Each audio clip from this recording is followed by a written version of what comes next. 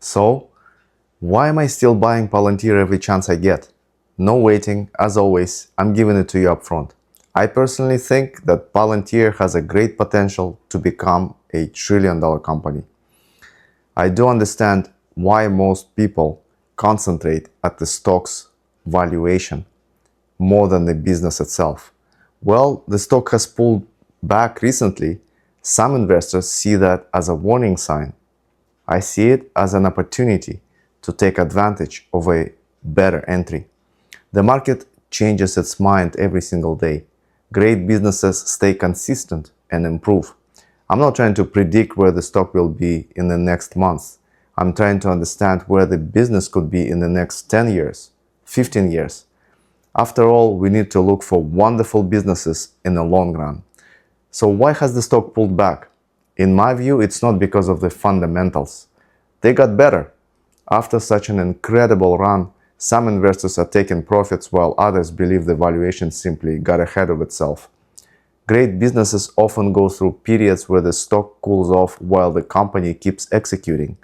If the business keeps getting better while the stock price comes down, isn't this a better entry investors wished for?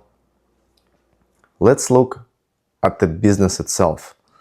Everyone knows Palantir works with the government, but I think the bigger story is happening in the commercial side of its expansion. Think about this. Walgreens Boots Alliance, Lowe's, Delta Airlines, AT&T, Archer Aviation. 5 completely different companies, 5 different industries, yet they all chose Palantir. Why? Because they aren't buying another AI chatbot. They decide to buy software that can connect data across the entire business so employees can make faster, better decisions.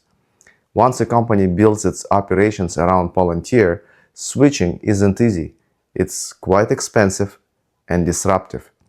And that's exactly the kind of competitive advantage I like to see in a company I invest in. How about the numbers? Revenue grew 85% to 1.63 billion.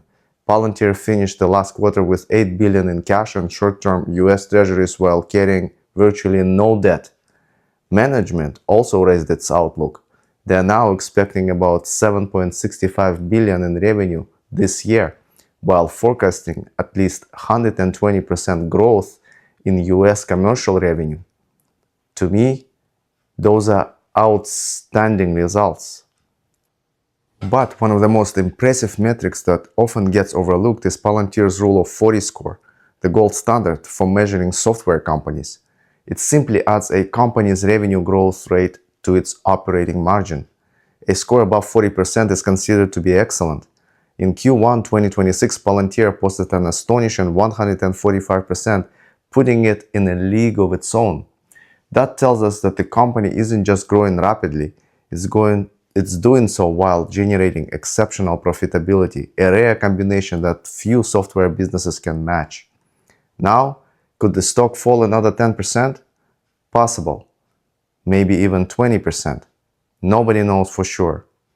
But when the business is getting stronger while the stock is getting cheaper, it's nothing less but opportunity for a better entry, at least for myself. Here's my bull case. A trillion-dollar company isn't built in one big contract.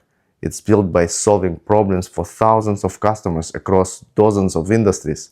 If Palantir keeps expanding beyond government, keeps adding commercial customers, keeps growing revenue, keeps expanding earnings, keeps building its cash position, and keeps becoming part of the world's largest companies, like they do right now, then I believe it has a realistic path to becoming a trillion-dollar company sooner than many people think.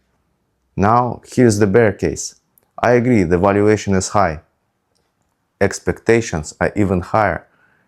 If commercial growth slows, if management stops delivering, or if customers don't expand the use of the platform the way investors expect, the stock could disappoint investors for years.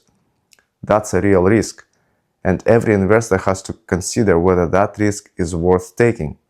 As for me, I'm comfortable with that risk because I believe the business is becoming stronger every quarter, not every year, quarter. That's why I'm still buying. Time will tell.